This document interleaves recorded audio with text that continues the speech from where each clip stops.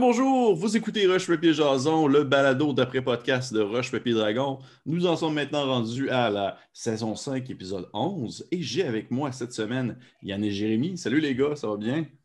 Ça va bien, toi? Salut Pierre-Philippe.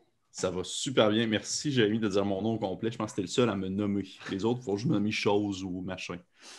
Bref, les gars, épisode intéressant. Je pense qu'on approche tranquillement d'une espèce de climax, je dirais. Là, il se passe comme ça se brasse beaucoup. Il se passe beaucoup de choses en peu de temps. Puis j'ai l'impression qu'il y a comme beaucoup de cartes qui se jouent, autant niveau politique que niveau, on va dire, social entre vous. L'épisode a commencé au début avec l'aînée qui, finalement, ne se faisait pas prendre tous les objets qu'elle avait dans son magasin parce qu'elle s'est rendue compte qu'elle n'avait pas, dans le fond, les 15 000 $ de dette. Puis, les taxes. Les taxes, c'est ça. Hein? Les taxes, oui. Il fallait comme qu'elle fuit un peu la place. Et vous avez comme voulu l'aider, puis là, finalement, il y a comme une entente qui s'est faite avec elle. Et là, il y a encore ça là qui a fait sa petite passe de genre, promets-moi-le 3 fois, puis genre, comme une espèce de promesse digne de la féerie, puis tout ça. Et là, je voulais savoir un peu de votre point de vue extérieur, vous, vos personnages, parce que je ne sais pas si vous, en tant que joueur, vous le savez, mais vos personnages, est-ce que vous savez qu'est-ce qui se passe si genre quelqu'un brise comme une promesse qu'il a faite 3 fois à un membre de la féerie? On le sait-tu, ça, qu'est-ce que ça fait?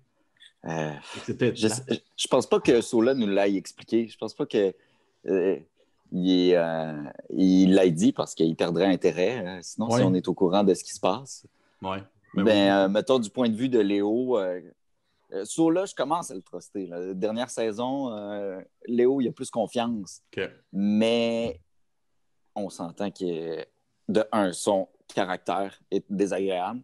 Et de deux, on dirait toujours qu'il y a des secrets. Fait que Léo, il ne trosse pas complètement. La seule personne qui trosse complètement, c'est Jack, pour le moment. OK. Dans tous les personnages, c'est la seule personne que Léo trosse complètement? 100%, là, tu sais. Ouais. Fait que ça, admettons que... Là, ça me fait réfléchir à une autre question. Ça, admettons que Jack aurait proposé... parce que là, vous avez comme plusieurs, on va dire, choix à faire, en quelque sorte. Prendre, tu sais, quelle barre vous allez prendre entre... tel dragon, les vampires, tatati, tatata, on se met dans quel coin. Puis, est-ce que peu importe le choix que Jack aurait fait, Léo, tu l'aurais suivi? Léo va se permettre de le remettre à sa place s'il faut ou de le contredire. Okay. Mais ma petite fille qui fait dire bonsoir. Bonsoir. Mais Léo, il mettrait sa vie entre les mains de Jack. Okay. Plus dans ce sens-là. Mettons, côté décisionnel, Léo, il ne fait pas tant confiance à Jack, mais côté confiance, vie, amitié, il fait confiance à Ketchup. Parfait. Puis tant qu'à être justement dans le sujet de Léo et ses relations, tu sais, ça a été soulevé justement durant l'épisode par justement Yann qui l'a soulevé. Je me demandais, excuse-moi, je t'ai-tu appelé Yannick? Ton vrai nom, c'est Yann? C'est pas grave, tu sais, tantôt, tu as fait une blague sur le fait que c'est le premier à dire tout ton nom, mais moi, tu m'inventes un nom. C'est ça? C'est pas grave. C'est vraiment bizarre, je sais pas pourquoi je t'ai appelé Yannick. Bon, cool.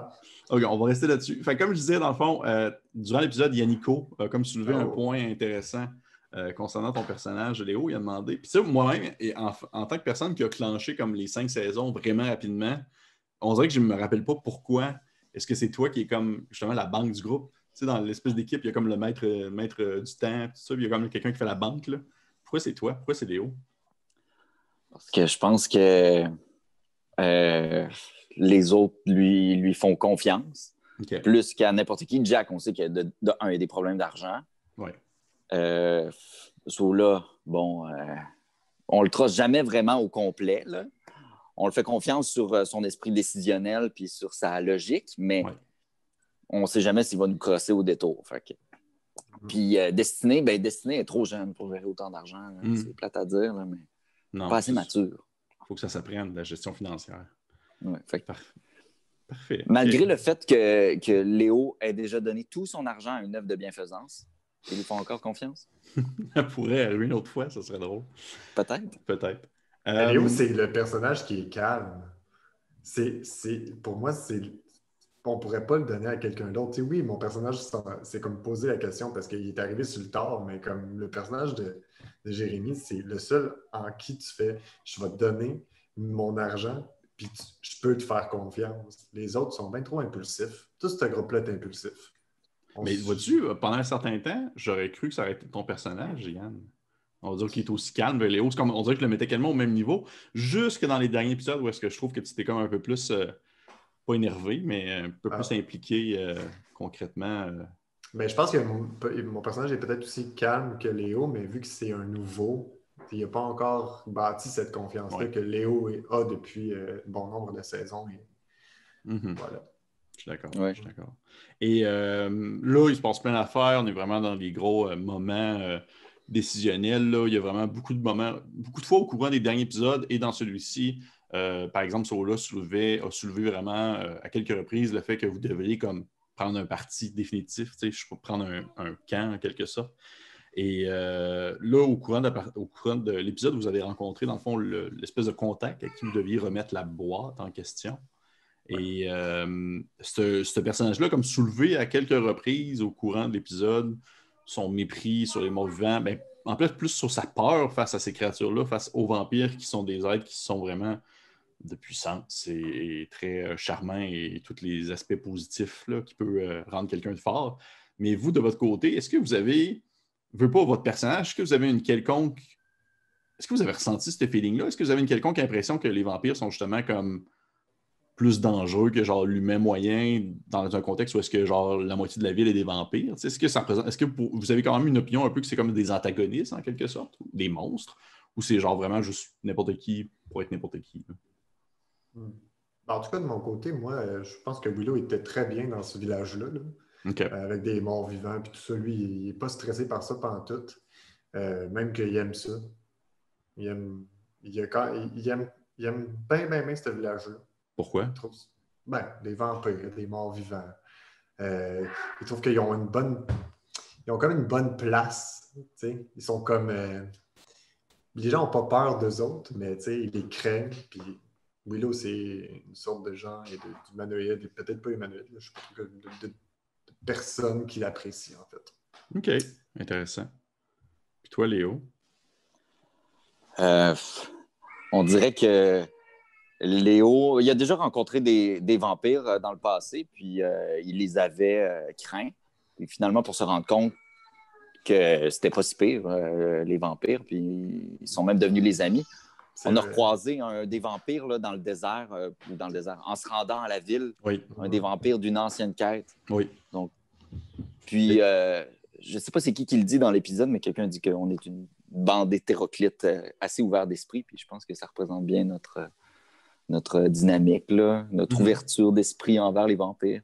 Non, je suis d'accord. Mais malgré tout, est-ce que vous considérez que les commentaires que cette personne-là a fait sont quand même valables dans le contexte où est-ce que il y a une espèce de dualité qui semble se faire dans la ville entre les humains et les vampires? Ça pourrait ne pas être des vampires, ça pourrait être autre chose, mais genre, sa crainte serait quand même légitime, en quelque sorte. Là. Parce que je veux pas, lui, il était comme, genre, est-ce que vous êtes là pour m'aider, puis tout ça, puis bien sûr, l'aîné a comme soulevé des points de racisme et tout ça, mais en même temps, est-ce qu'il y a tant tort? On ne le sait pas trop non plus encore, vraiment. J'imagine qu'on va le découvrir avec le temps. Et votre opinion de ce personnage-là, au début, quand vous l'avez aperçu, ça a été quoi? Je le trouvais full impulsif, puis vraiment comme très égoïste. J'avais vraiment l'impression qu'il travaillait pour lui-même, puis il arrêtait pas de dire « Je travaille pour braquer, c'est comme on est ensemble, on est supposé être une équipe, vous êtes supposé faire votre job. » Puis j'étais comme « Lui, il travaille clairement juste pour lui en ce moment-là. » Et est-ce que c'est ça qui va arriver? Nous verrons par la suite, mais j'y faisais pas confiance. Vraiment pas, puis on l'a vu durant l'épisode, là. Moi, j'étais comme, je le trosse pas en tout. OK. Pas en tout. OK. Ton côté, Léo? Déjà, la situation où on vient livrer quelque chose de suspect dans un contexte socio-économique, politique inconnu, puis que c'est un objet qui va avoir un gros impact sur la ville ou sur la société, c'est sûr que Léo y va avec méfiance parce qu'il ne trosse pas vraiment le dragon non plus. OK. Mais c'est intéressant. Encore une fois, ça revient un peu sur le fait que genre Léo, il fait surtout confiance à Jack, puis que genre, que ce soit un des trois partis, que ce soit tel dragon, les vampires, Léo, il est comme... Surtout à la fin, tu dis fuck les dragons, mais en même temps, fuck les vampires aussi, en même temps, à certains points. OK, intéressant. Intéressant. Puis selon vous, parce que là, ça a été vu dans l'épisode, enfin, finalement, on a su après genre plusieurs épisodes, tu sais, What's in the Box, là, l'espèce de moment où est-ce qu'on se demandait qu'est-ce qu'il y avait dans la petite boîte, et c'était un scarabée, tout simplement. Qu'est-ce qu'il fait, le scarabée, selon vous? C'est quoi, le scarabée? C'est-tu genre, ça enlève la vie d'un vampire? C'est-tu, ça devient-tu comme un gros monstre gigantesque?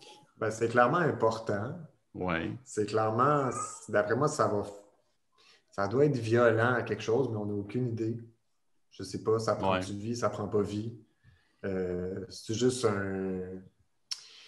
un scarabée. Je sais pas. Je pourrais pas te dire. On va voir. OK. Ouais.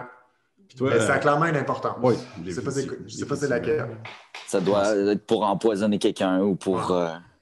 Je pense pas que vous auriez. Je pense pas que vous auriez transporté tout un scarabée pendant aussi longtemps que ça soit comme juste un bibelot accroché sur le bord d'une fenêtre. Là. Non, c'est ça. Non. Et de ton côté, Yann, tu as eu l'espèce de long moment d'infiltration qui faisait vraiment penser justement à un genre de théâtre burlesque, là, parce que je voyais des scènes un peu à la Scooby-Doo que les gens sortent de différentes portes, puis ça se mélangeait. Pour de vrai, moi, j'ai full aimé ce moment-là. J'ai trouvé ça vraiment drôle. J'ai trouvé ça vraiment, vraiment drôle. Mais y a-tu un moment, parce que veux pas, à un moment donné, j'étais comme, OK, ça va vraiment pas bien pour le personnage de Yann. Là. Y a-tu un moment où est-ce que tu as fait genre, OK, non, là, je l'ai pas, là, ça va pas, là, puis que genre, tu te mets clairement en danger. Là. Je pense que les meilleurs moments, pour moi, sont les moments où je suis le plus en danger. C'est là que mon cerveau s'active rapidement. Si tu me demandes de faire... Si on est paisiblement autour d'une table et tu dis, bon, qu'est-ce qu'on fait pour régler la situation? J'ai aucune idée de quoi faire. Okay. Moi, mon cerveau s'active quand, genre, je suis sur le bord de crever. Autant comme j'ai trouvé ça difficile, puis j'étais comme, oh mon Dieu, mais là j'avais du fun. Là, j'étais comme, OK, là, j'en ai deux, là, je vois quelque chose, là, qu'est-ce qu'il faut que je fasse? Puis là, tu voyais que, genre, c'est comme une manière de réagir aux situations troubles. Puis, autant je savais qu'il était dans la merde, mais autant je savais que j'aurais trouvé quelque chose pour me sortir de la merde, quoi. De cette situation avec plein de portes, plein de rideaux, des personnages qui apparaissent. Voilà. Oui. OK, cool. Cool. C'était bien fun. Oui, c'était fun, ça, pour vrai. C'était vraiment cool comme moment. J'oublie comme des fois que je suis un changeling et que je peux utiliser cette... Tu sais, je trouve que je ne le fais pas assez. Fait que quand je peux le faire, je le fais en tabarouette. Ben là, ça a été super utile. Là. Ça a été comme justement, si tu n'avais pas été un changeling, cette scène-là n'aurait jamais existé. Finalement, avant de terminer là-dessus, j'ai une petite question pour toi, Léo. Pourquoi est-ce que l'animal totem de ton personnage a une tête de mouette? C'est un genre de mélange de plein d'affaires, mais ça aurait pu avoir, je sais pas, une tête de lion glorieux ou même à la limite un chat un peu glorieux, mais une mouette. C'est son passé de marin, je pense, okay. qui amène ça. Parce que Léo, à la base, était un marin qui travaillait sur les bateaux jusqu'à ce qu'il se rende compte qu'il travaillait pour capturer des esclaves. Puis il s'est rendu... C'est là où il a mis de côté sa vie de marin, mais c'était une vie d'aventurier dont il était très fier et il adorait voyager. Puis je pense que ça vient de là, c'est son côté maritime de la mouette. OK. C'est quand même intelligent, une mouette. Là, oui. Les oiseaux. Oui, j'ai rien à redire là-dessus, là, pour de vrai. Ça va. Je suis convaincu. OK. Puis je pense que Mathieu trouvait ça bien drôle aussi. Je me rappelais plus... je le dis dans l'épisode, que je me rappelais plus c'est quoi. Parce que ça fait tellement de saisons qu'on roule ça. On en a parlé il y a peut-être 1 an, puis là, j'ai oublié. Je pense qu'il l'a ramené parce que c'est assez bon. Oui, c'était cool. C'était très cool. Oui, parfait. Fait que, les gars, je vois déjà le temps passer. Fait qu'on va devoir s'arrêter là. Ça a été quand même une bonne jasette pour discuter beaucoup de choses. Merci encore à vous deux. C'est très apprécié de répondre à l'appel quand je le demande. C'est très gentil. Ça me permet de pouvoir envoyer tout ça rapidement à Mathieu. Et bien sûr, encore une fois, merci à tout le monde de nous avoir écoutés pour ce 11e épisode de Roche Papier Jason concernant, en fond, l'épisode 11 de la saison 5. J'étais cette semaine accompagné de Yann et de Jérémy. Et on se dit à une prochaine fois. Au revoir. Salut!